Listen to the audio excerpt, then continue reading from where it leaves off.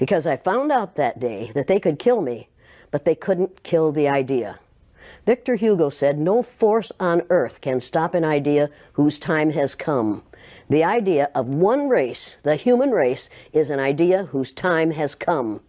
We are not going to be able to stop it no matter what they do. They can elect Trump after Trump after Trump, and that will not stop the idea that there's only one race on the face of the earth. It's the human race, and we are all members of it. You and I are cousins. Now, if you don't like being my cousin, that's too bad for you.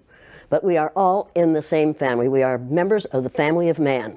You say that all whites are racist. Can you expound on that, please? Any white person who was born, raised, and schooled in the United States of America, if you aren't a racist, you're a miracle. Either that or you decided to educate yourself. Because education in this country is about white is right, brown's all right, black's got to stand back.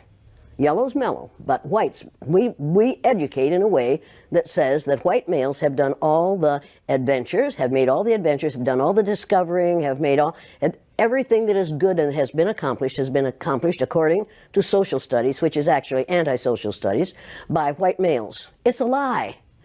But we do that in order to maintain the myth of white superiority. The myth of race has to be maintained at all costs in this country.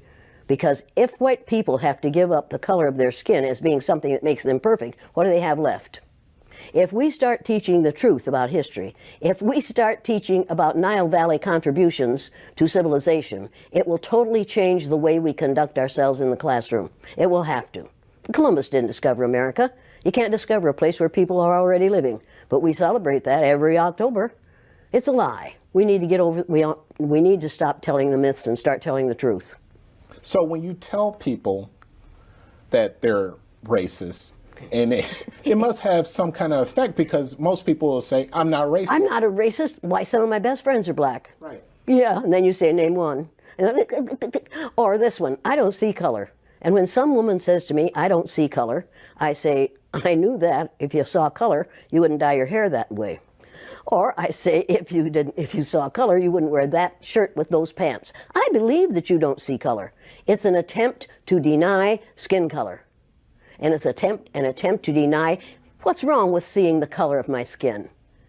Is it all right for you to see me kind of pink? That's okay for me. I don't mind. And I suspect that you don't mind being seen the color you are. You have a right to be what you are. And until people in this country and people in this world get it into their heads that the first modern human beings that evolved on this earth were black women. They evolved in sub-Saharan Africa about 280,000 years ago, and every human being on the face of the earth today has the memory of those black women's genetic structure in their genes. Now, we don't want to admit that, but that's the way it is.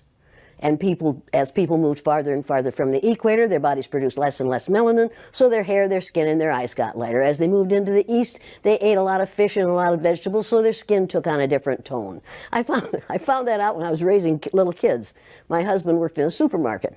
He was the head of the produce department, and they had lots of oranges that they couldn't sell, so he'd bring them home, and I was feeding my kids orange juice like you never saw in your life. They began to have an orange cast to their skin. I thought they had a liver problem. So I took him to the doctor, and she said, what are you feeding these kids? I said, well, lots of orange juice. She said, stop it if you want them to stop being orange.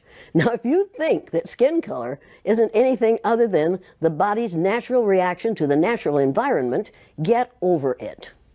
So if all white people are racist, according to you, can they be reprogrammed? Well, of course they can.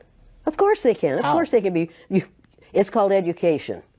I'm an educator. The word educator comes from the root duc dus, which means lead, the prefix e, which means out, the suffix ate, which means the act of, and the suffix or, which means one who does. An educator is one who is engaged in the act of leading people out of ignorance. Now, I know you can change them. The second year I did the blue-eyed, brown-eyed exercise in my classroom, it was filmed by the Canadian Broadcasting Corporation.